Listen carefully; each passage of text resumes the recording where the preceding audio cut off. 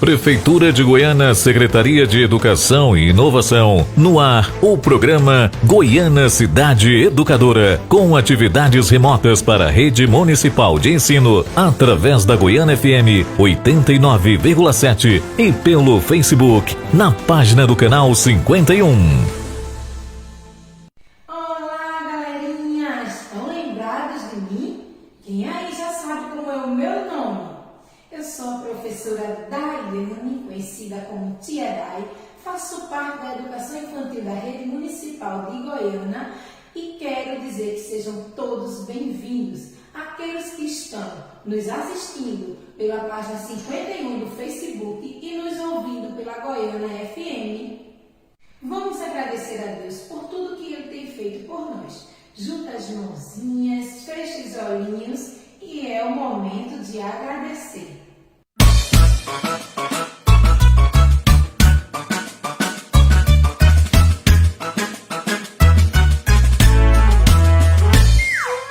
Jesus ama cada um, cada um, cada um.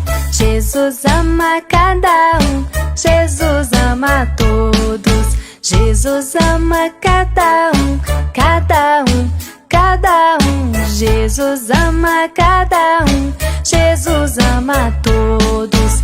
Ama o papai, ama a mamãe, grande irmão, pequena irmã. Ama a mim, ama a ti, Jesus ama todos. Jesus ama cada um, cada um, cada um. Jesus ama cada um, Jesus ama todos. Jesus ama cada um, cada um, cada um. Jesus ama cada um, Jesus ama todos. Ama o papai, ama a mamãe, grande irmão, pequena irmã. Ama a mim, ama a ti, Jesus ama todos.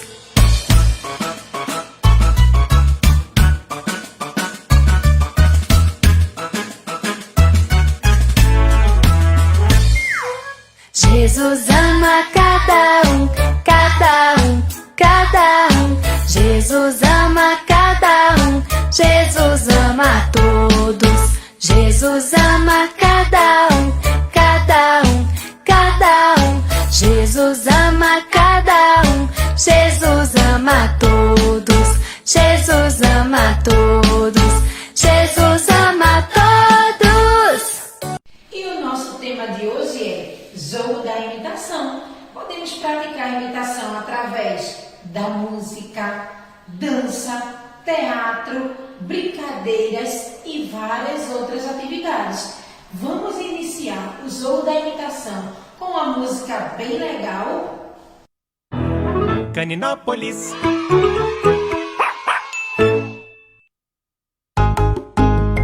Essa é a dança da imitação. É muito simples, preste muita atenção. Pra começar, vamos balançar a mão. Vai, balance a mãozinha. Essa é a dança da imitação. É muito fácil, você tem que aprender. Depois da mão, 3 palminhas vou bater. Vai, balance a mãozinha. Essa é a dança da imitação. E aos pouquinhos mais difícil vai ficar. Depois da palma, o joelho eu vou dobrar. Vai, balance a mãozinha. Nhaque, nhaque. Essa é a dança da imitação. Tô conseguindo, pode colocar mais um. Depois de tudo, vou mexer o meu bumbum. Vai, balance a mãozinha. Nhaque, nhaque. Tum, tum, tum. Essa é a dança da imitação. E vamos ver se ainda dá pra decorar. Levante o braço e comece a girar. Vai, balance a mãozinha. Nhaque, nhaque. Tum, tum, tum. Lá, lá, lá, lá, lá, lá. Essa é a dança da imitação. O fim merece uma comemoração. É só pular levantando a sua mão. Vai, balance a mãozinha. Nhaque, nhaque. Tum, tum, tum. Lá, lá, lá, lá, lá, lá. Hey, hey.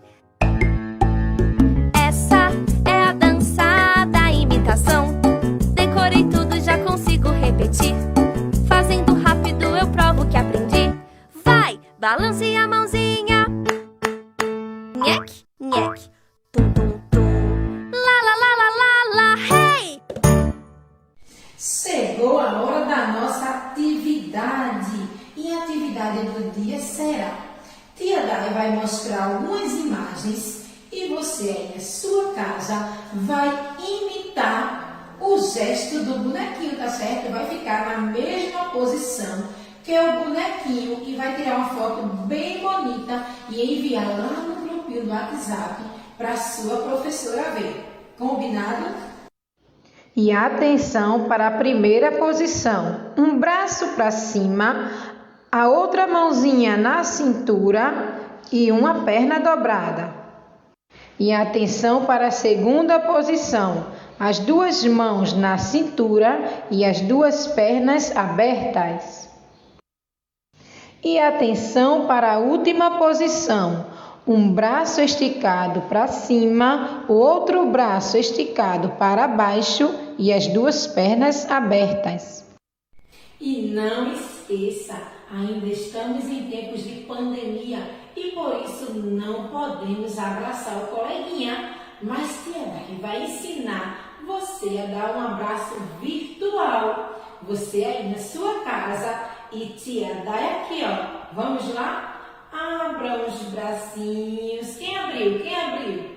Os braços estão bem abertos. E agora, ó, fecha os bracinhos e sinta o meu abraço virtual. Um cheiro e até amanhã.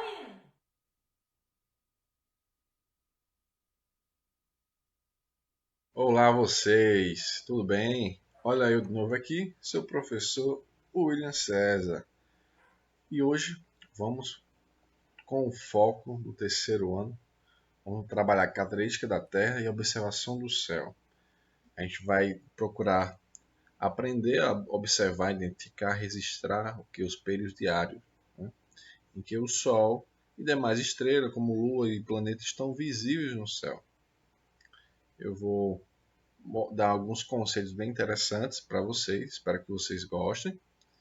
E novamente vou reafirmar aqui, como eu já disse nas outras aulas anteriores, gente, use máscara, se proteja, proteja quem você ama, proteja seus amigos, através de uma boa higienização, lavar bem as mãos com água e sabão e também usar álcool em gel. A gente tem que sempre estar reafirmando isso para vocês não esquecerem e assim negligenciar essa tarefa tão importante, tá certo? Estão me ouvindo aí também, vocês aí do Facebook, você que está em casa aí ouvindo a rádio, preste bastante atenção a essa aula e garanto a vocês e espero que não fiquem entediados com ela, tá bom? Vamos lá? Vamos começar agora mesmo. Eu gostaria de começar fazendo essa pergunta: por que olhamos para o céu? E aí, você que está me vendo no Facebook e você que está me ouvindo em casa através da rádio, por que até hoje nós olhamos para o céu? Porque no passado, como mostra aqui, o céu era um guia. Para os índios era um guia espiritual. Mostrava seus deuses, os astros, né, as estrelas, onde eles tinham uma ideia, meio que, como você pode ver aqui na imagem, aqui, vou pegar aqui minha caneta, que eles tinham a imaginação, né? Recriava animais, recriava deuses através das constelações. Também, no passado, vou trazer isso aqui para cá, as pessoas elas se guiavam através das estrelas. Então, qualquer direção, então usava um mapa astral, então ele observava as estrelas e era guiado por elas. Que mostra um relógio de sol, mostrando assim também que as pessoas elas sabiam as horas através dos astros, né? Como o sol fazia a sombra aqui, ó. A gente viu até na outra aula a importância, né? do nascimento e pôr do sol, e através disso que ele sabia a hora, através da sombra do relógio do sol. E para grandes navegações também. Os portugueses vieram para cá, utilizaram o quê? A bússola, utilizavam os mapas e também as estrelas, os astros, era também usado para isso nesse sentido. Então vamos continuar com essa aula, tá bem interessante, né? Bem diferente. E continuando Você vê aqui nas figuras, pega aqui minha caneta. Você vê aqui um agricultor. O sinal do céu já é diferente para ele, né? Os índios tinham a sua cultura, né? A sua imaginação, né? Os seus costumes. Então olhavam para o céu e tinha um significado para ele. Além de perceber se era de dia, se era de noite, se ia chover ou não. Para o agricultor, ele tem também essa necessidade de saber se vai ser um dia, né, nublado, se vai ser um dia com muito sol, ou se vai ter nuvens carregadas, esperando uma boa estação chuvosa, né, para que a plantação seja bastante regada. E também eles também utilizavam o conhecimento, né, as experiências, para saber se também ia ter uma tempestade, né, com muito raio, trovão. Então você percebe que existe vários significados ao olhar para o céu, né? Eu não coloquei aqui, mas muitas vezes as pessoas fazem orações, né, oração a Deus, a Jesus, muitas vezes de joelho e olhando para o céu, né? É também um sinal religioso. Então percebeu o quanto é complexo olhar para o céu? Não é algo tão simples, né? Tem muitos significados, muitos costumes e é uma coisa muito cultural, multicultural. E vamos continuar aqui entendendo melhor essa aula no próximo slide. E hoje o mundo está muito moderno, né? Você vê que no passado as pessoas se guiavam pelas estrelas, tanto espiritual como científica, como também de meio de transporte, né? Você quer ir para algum local, você usava o mapa e observava as estrelas, né? Hoje em dia a gente tem muita tecnologia, como você observa aqui. Existem satélites justamente para o quê? Observar a Terra, passar informações, né? Quem aqui já teve internet via rádio? Pronto, usa o que? Satélites, né? Ondas eletromagnéticas. Justamente, ó, eu trouxe aqui para vocês, ó, o Google Earth, né? O Google Terra, em português, sou péssimo em inglês. Esse aplicativo aqui você mapeia, vê de uma forma bem realista, né? O mapa do Brasil, as regiões, né? Isso é o que? Via GPS, né? O GPS a gente utiliza para viajar. Então, para onde você estiver, você vai saber onde está, né? Se tiver acesso à internet ou não. Além disso, outros instrumentos de observação da Terra e das pessoas é o que? É os drones. Eu estava até pesquisando na Amazon, né? Tem um drone de 300 e pouco que você usa o seu telefone para controlar o drone, né? Que é observação, muito usado nos Estados Unidos para a guerra, mas também via comercial, né? Como esse aqui. Esse aqui é um exemplo muito prático de usar, você se divertir, bater foto, fazer vídeos, né? Utilizando ele. Agora um detalhe, olha só. Pelo amor de Deus, gente. Quando vocês vê o drone, não ache que é um disco voador, não. Pelo amor de Jesus Cristo. Por que eu estou dizendo isso? Porque algumas pessoas, em várias regiões do Brasil, observaram o quê? Observaram aqui o drone. Só que eles acharam que era um disco voador. Olha só, né? Parece até brincadeira, né? Mas veja essa matéria aqui, ó. Deixa eu passar aqui e mostrar para vocês. Matéria da mídia mostra o seguinte, ó. Veja só essa notícia. Mulher vê drone no quintal de casa, acha que é disco voador e chama a polícia. Aqui foi em Minas Gerais. Aí, vamos lá, vamos continuar. Peão que salvou o grupo no Pantanal do Mato Grosso achou que drone era disco voador. Então, gente, pelo amor de Jesus Cristo, não é disco voador, não tem ET lá dentro do drone, certo? Isso aqui aconteceu com pessoas que são desinformadas e não estão atualizadas, né? E por isso que vocês estão aqui na escola, na aula de ciência, tá aprendendo, para não passar esses vexames, essas vergonhas alheias, né? E o engraçado é que aqui no Rio Grande do Norte, na cidade de Macau, A população ficou assustada porque alguém estava controlando o drone na rua e as pessoas viram o drone, achou que era um disco voador e começou a correr desesperadamente, chamando a polícia. Teve lá a Globo fazendo a notícia lá e a ver as pessoas contando que era disco voador. Gente, pelo amor de Deus, não é disco voador. Por isso que é importante, como eu estava dizendo, é muito importante estudar, estar informado, né, ir para a escola, para não acontecer isso como aconteceu com esse pessoal que virou manchete na mídia. Né? Não sei se eles fizeram de propósito, mas acredito que não, porque não aconteceu numa região no Brasil, mas em outras regiões, várias regiões. Então, mostrando assim a importância da alfabetização, do letramento científico, de conhecer as tecnologias, né? Meio que você não tem em mãos, mas que você esteja informado. Entendendo o dia e a noite. Por que existe o dia e por que existe a noite? Devido à rotação da Terra. A Terra ela gira em torno do eixo dela.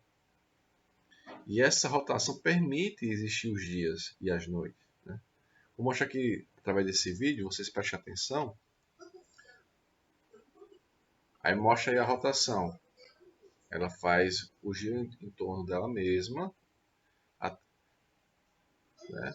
Gira em torno do próprio eixo dela. O que é o eixo? O eixo é a parte central da Terra. Né? Ó, você observa aqui na figura. Tá vendo? E a Terra ela demora 24 horas para dar um giro completo, que é igual a um dia. Aqui fica bem claro, você vê, esse lado aqui esquerdo é o dia, e onde não tem a iluminação do Sol é a noite. Estão entendendo aí? Vocês estão observando? É muito bacana esse vídeo. Agora vai mostrar a translação. O que é? É quando a Terra ela gira em torno do Sol.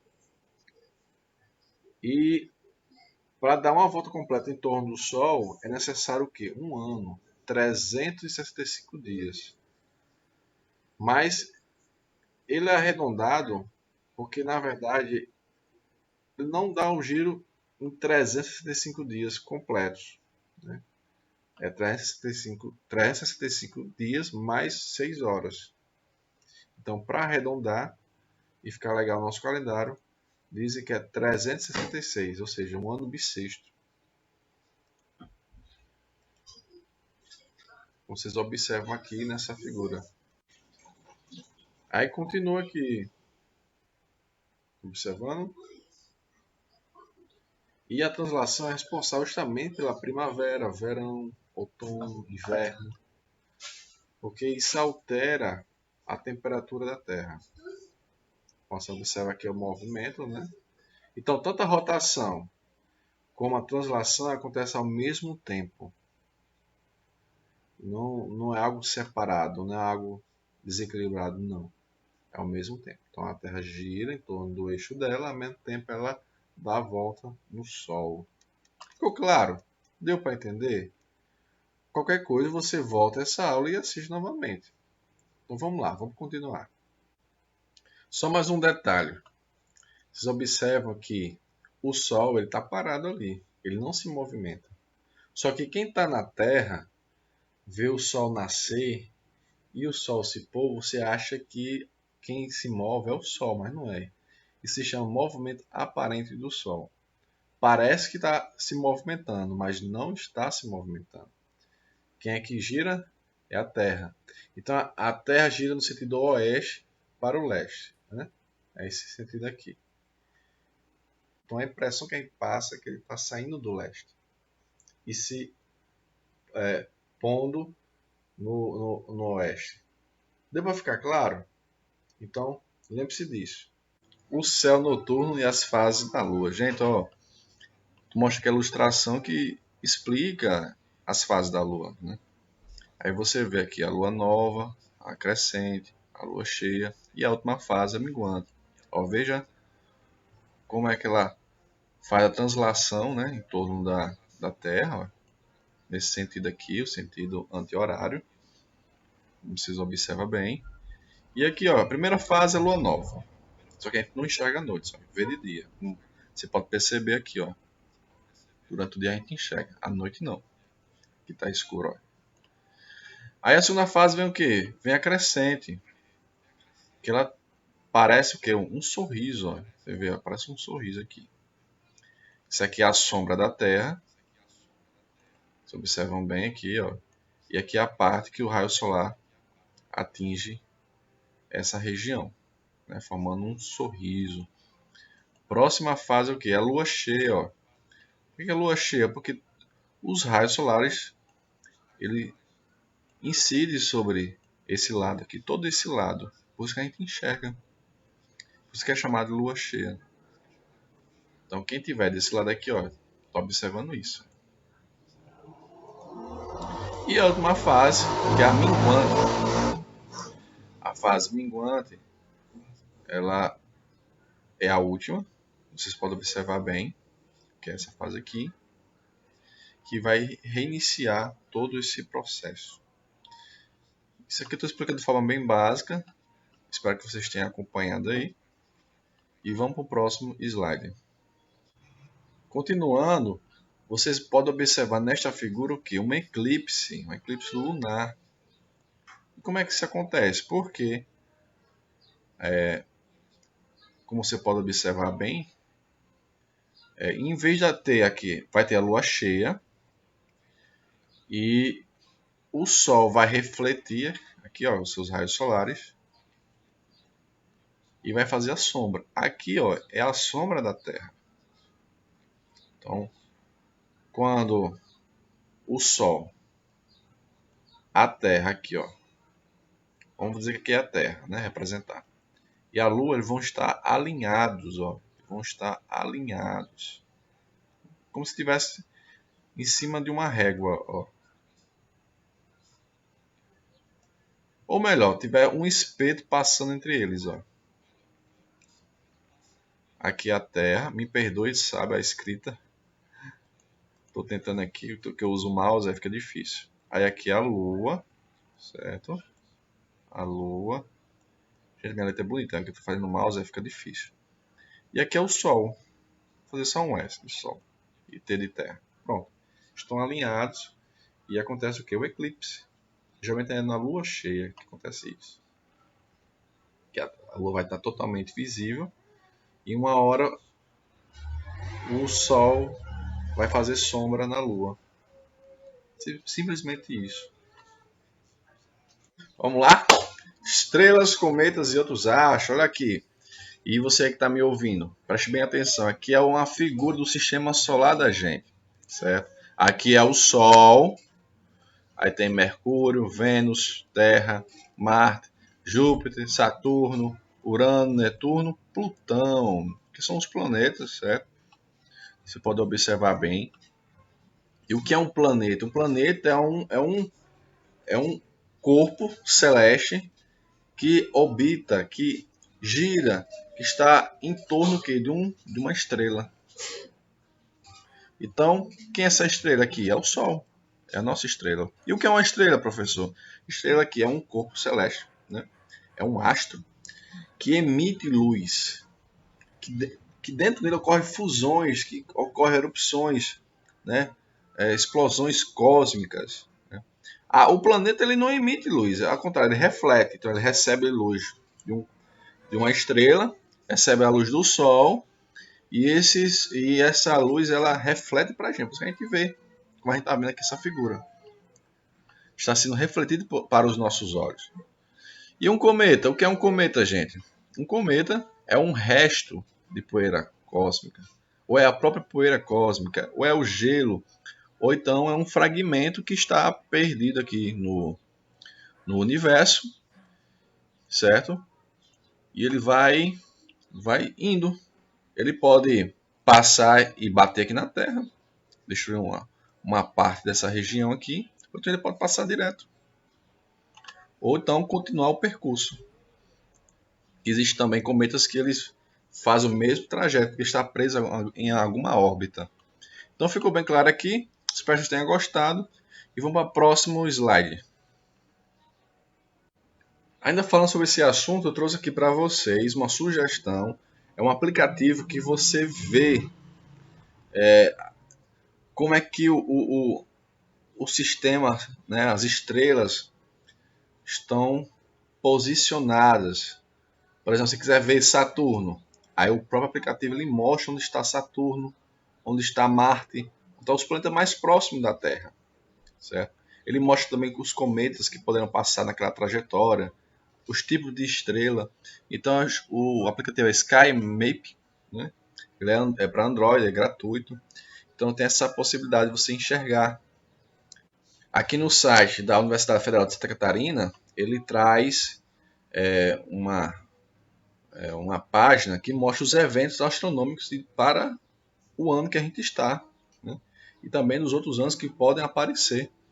Aí eu trouxe aqui para vocês, justamente para você estar ciente de que o mês de agosto vai ter vários eventos astronômicos. Então vamos lá. Vou mostrar aqui para você. O primeiro deles é que vai ficar bem mais fácil enxergar Saturno. No dia 2 de agosto, como vocês podem observar aqui, vai estar numa posição onde você vai conseguir ver a olho nu. Então você pode tentar ver a olho nu, como também você pode usar aquele aplicativo que eu citei aqui, logo no início. Deixa eu mostrar esse aplicativo, SkyMap, certo? Você pode usar este aplicativo para poder enxergar o Saturno, né? Que vai estar mais visível porque o Sol vai até ele e vai refletir para a gente aqui na Terra, certo? Também outro evento astronômico vai ser esse aqui, ó. A gente vai poder ver Júpiter em oposição, 19 de agosto. Vai ficar bem mais fácil, né, de enxergá-lo a olho nu. E fica a dica, use o aplicativo que ele vai mostrar justamente onde ela está. Vai ter várias estrelas no céu. Aí você vai colocar o aplicativo para usar a câmera dele e ele vai mostrar. Você vai procurar, né, no céu, tá Júpiter, e vai mostrar. Fica bem mais fácil. Outro evento que vai ocorrer, mas vai ser dia 13 e 14 de dezembro, vai ser a chuva de meteoros. Você pode observar aqui nessa figura, vai ser dessa forma aqui, ó, que vai ocorrer. Será possível até 120 meteoros por hora, então é interessante você assistir isso aí. E tá informado, espero que vocês aproveitem esses eventos, ver a natureza em ação, é lindo demais. Ver a física, a química, as ciências da natureza de uma forma bem prática, que vocês vão ficar cada dia mais entusiasmados. E esse assunto ele me anima, né? Me deixa motivado e eu quero motivar vocês a aprender. Muito obrigado pela atenção. Obrigado por ter assistido essa aula. Compartilha, curta, mostra para os seus filhos, vocês crianças que estão assistindo. Aproveite esse conhecimento. Está aí, está na palma da sua mão. Está aí, está no teu ouvido através da rádio. Então é isso, gente. Forte abraço. Muito obrigado. Se previna. Use máscara. Lave as mãos. E vamos aí nos cuidando e nos prevenindo.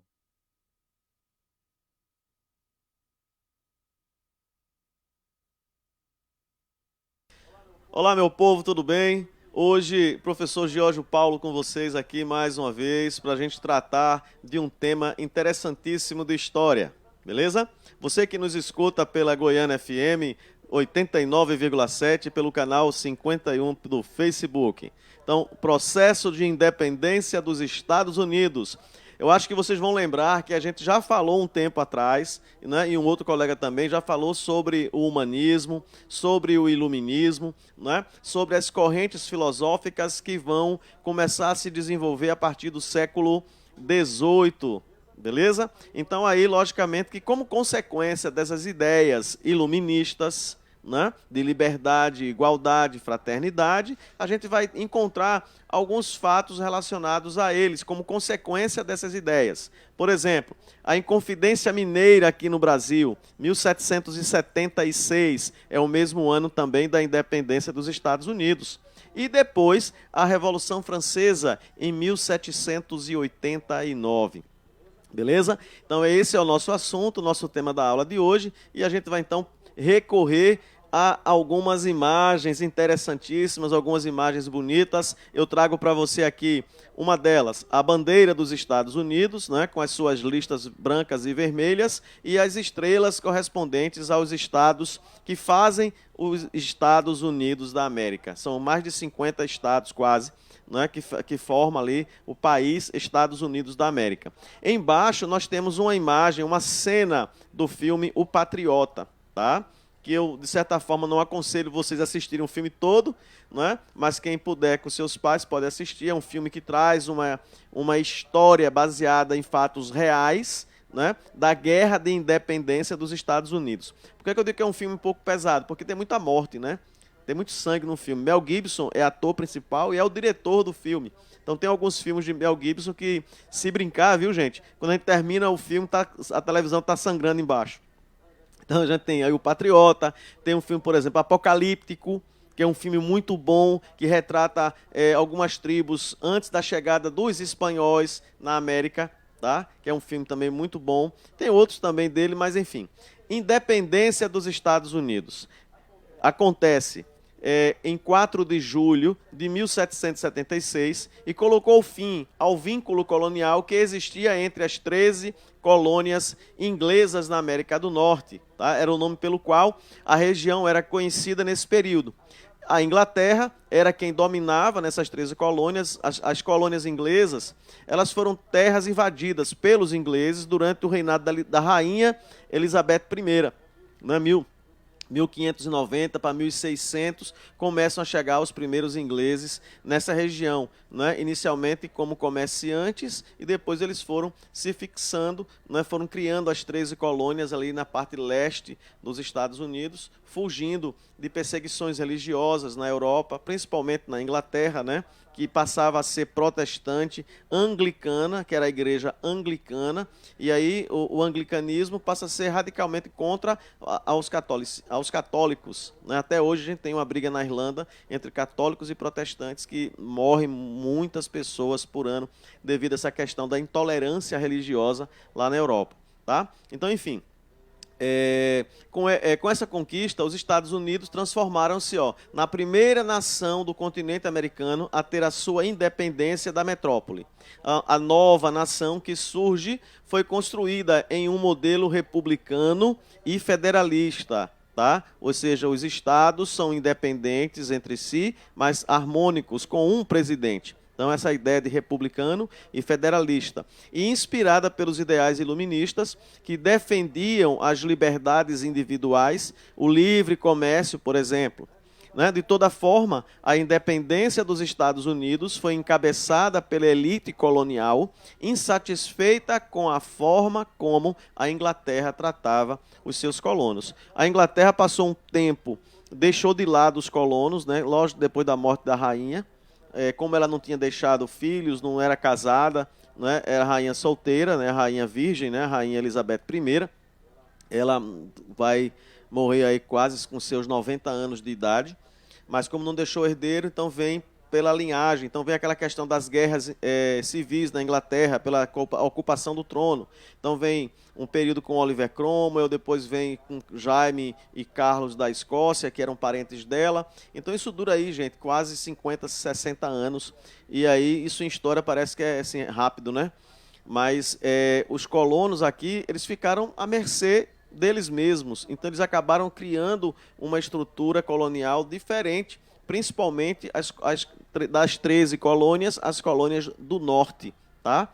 No próximo slide, a gente tem aí as causas. A gente tem primeiro aí o porto de Boston, né, onde houve os grandes conflitos, né, Boston, Massachusetts, né, Pensilvânia, Connecticut, são colônias inglesas que houveram esses conflitos pela independência. Então, ó, a independência dos Estados Unidos foi resultado direto da divergência, tá, de interesses que existia entre a metrópole, a Inglaterra, e as 13 colônias. Na segunda metade do século XVIII, a política da Inglaterra em relação às 13 colônias alterou-se drasticamente, e isso desagradou os colonos, motivando-os a rebelarem-se contra a Inglaterra. Ou seja, século XVIII, de 1701 em diante, é quando a Inglaterra disse: epa, os colonos lá estão comercializando, estão produzindo, estão vendendo produtos, tirando o comércio da gente. Então eles passam então a taxar, a criar impostos e a cobrar dos colonos uma outra postura, que é o que a gente vai ver agora no próximo slide. Então, ó, ao longo do século XVIII, a Inglaterra envolveu-se, por exemplo, em várias guerras, tá certo? A guerra da Liga de Augsburgo, a guerra da Secessão Espanhola, a guerra da Orelha de Jenkins. Ó, guerra da Orelha de Jenkins. Quem será esse camarada? Vou deixar que vocês pesquisem depois. Por que a orelha do camarada gerou uma guerra? Guerra do Rei George, a guerra franco-índia e, principalmente, gente, a guerra dos 7 anos, que foi entre Inglaterra e França por questões coloniais, territoriais. A gente sabe que a França, por exemplo, ela tentou invadir o Brasil, fundar uma colônia no Rio de Janeiro, a França Antártica, com Villers-Gaillon. Depois eles foram expulsos por Mendes Sá e subiu e foram para a ilha de São Luís, fundar a França Equinocial lá em São Luís. Depois, essa época aí, ó, foram expulsos e aí eles saem e vão para a região dos Grandes Lagos, hoje no Canadá. A própria região da Louisiana, que é um estado americano, foi um território ocupado pelos franceses. Então, essas guerras dos 7 anos, elas acabaram com a economia, com a riqueza, com tudo que podia, principalmente na França. Sem contar que houve ainda 10 anos de inverno rigoroso, frio na França, que acabou com a agricultura da França quase totalmente. Então, ao ponto, inclusive, dos soldados não terem o que comer. Então, como manter um exército, uma tropa numa guerra sem ter o que comer? Fica difícil, né? Mas, enfim, a soma desses conflitos para a Inglaterra foi positiva, pois esses contribuíram para enfraquecer a França na América. Mas, ao mesmo tempo, também não foi boa para a Inglaterra, tá? Porque houve investimento, houve soldados, houve navios. Então, isso é custo. Não é? Vai tirar os homens do campo para a guerra. E quem produz? Fica a pergunta aí. Então, foi boa para a Inglaterra, foi ruim para a França, mas a guerra não tem um lado bom. Tá certo? É isso que eu queria que vocês entendessem. Tá? O texto diz que foi bom para a Inglaterra, mas a Inglaterra também vai sofrer as consequências. Tá? Então, o que acontece? A França, na América, vai perder territórios e vai aumentar as posses territoriais dos ingleses que vão marchar sobre o território que pertencia à França, gerando um problema que a gente vai ver já já no próximo slide. Então, eu trouxe um mapa mental, tá? Para que vocês possam entender um pouquinho o processo linear do ponto de vista histórico e cronológico. Tá? O que é isso, professor? Tem aí, ó, Revolução Americana, causas, tá? E aumento do controle colonial, novos impostos, como lei do açúcar, lei do selo, lei do chá, lei do vidro, lei da hospedagem, tudo a Inglaterra passou a cobrar dos colonos. Então, por exemplo, tem até uns termos em inglês, tá? Mas aí vocês vão encontrar no livro Sugar Act, sugar de açúcar, Act, ato, lei, tá? Tea Act, tea é do inglês chá, mas aí eu vou deixar que vocês depois vejam com calma essa questãozinha aí. A bandeira, né, inicialmente a bandeira dos Estados Unidos, com as estrelas em forma de um círculo, né, o sangue vermelho, né, das listas vermelhas, que é o sangue derramado pela guerra, o branco seria a paz conquistada, o céu azul e as estrelas que representavam os estados. Hoje você tem muito mais estrelas porque foram criados muito mais estados. Então, a guerra de independência, o modelo americano, tá? Tudo aí está nesse mapa mental com um desenhozinho de George Washington para que você depois possa ver com calma e rever essa aula, beleza?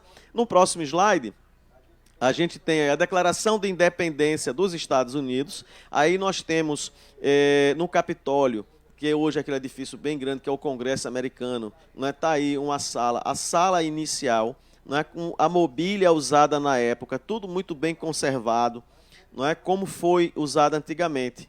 Então tá aí as mesas, as cadeiras, né, o lustre, a sala perfeita, conservada, como foi nesse momento aí, né, do segundo Congresso Continental da Filadélfia, que foi quando houve a Declaração de Independência dos Estados Unidos. Ó. Então, em seguida, foi realizado o segundo Congresso Continental da Filadélfia, que dessa vez contou com representantes de todas as colônias inglesas nesse território. Então, nesse congresso, os colonos chegaram à conclusão de que não era mais possível manter-se sob o domínio colonial inglês, uma vez que consideravam que as ações da metrópole eram desrespeito aos interesses dos colonos. Então, desse congresso, elaborou-se a Declaração de Independência dos Estados Unidos, publicada em 4 de julho de 1776, que é exatamente a data de independência, ou Independence Day, né, dos Estados Unidos. Até uma pergunta, professor, nos Estados Unidos tem 7 de setembro? Aí o cara tem ou não tem? Tem, o 7 de setembro tem, mas não significa nada para eles, né? Para a gente, sim. É como 4 de julho lá. Para a gente aqui não significa nada. Para eles é o dia da independência. Aqui é o 7 de setembro. Beleza? Próximo slide. A gente tem aí a Guerra de Independência dos Estados Unidos. Aí eu trouxe dois quadros, duas pinturas, mostrando o exército inglês e o exército dos colonos, né? Então, é chamado Exército Continental.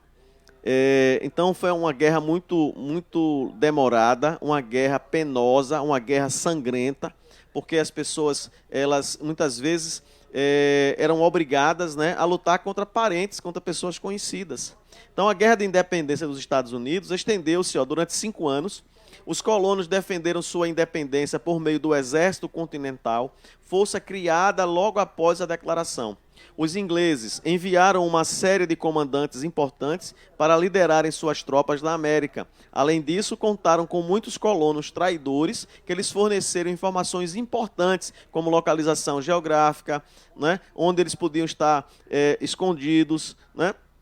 E isso fez com que, lógico, que o exército inglês conseguisse algumas vitórias, mas o exército continental ele vai conseguir, né, através das guerras de guerrilha, né? Ou seja, sem aquela tradicional postura de um exército real formado como era. No próximo slide, a gente tem por que houve o apoio da França, né, para os colonos ingleses. Por que a França se interessou em ajudar os colonos ingleses? Aí eu tenho 3 fotografias, né, de um soldado, né, do exército continental, o exército inglês britânico com seu uniforme clássico vermelho, né, e o exército continental lá em cima, né, por exemplo, liderado por o general George Washington, e os ingleses, o Cornwallis, né? Então, nisso, franceses e espanhóis entraram no conflito, fornecendo apoio vital aos americanos. Os 2 primeiros, os franceses e espanhóis, tinham interesses em enfraquecer os ingleses, tá, no continente americano, e viram no apoio à independência dos Estados Unidos uma forma de atingi-los, ou seja, apoia os colonos contra a Inglaterra, né? E aí com isso vai enfraquecer a Inglaterra e eles vão ganhar depois, né, com a reorganização do país. A Batalha de Yorktown, que ocorreu em 19 de outubro de 1781, marca o fim da guerra. Então os ingleses reconheceram a independência dos Estados Unidos com o Tratado, né, de Paris em 1783. No próximo slide, as consequências da guerra.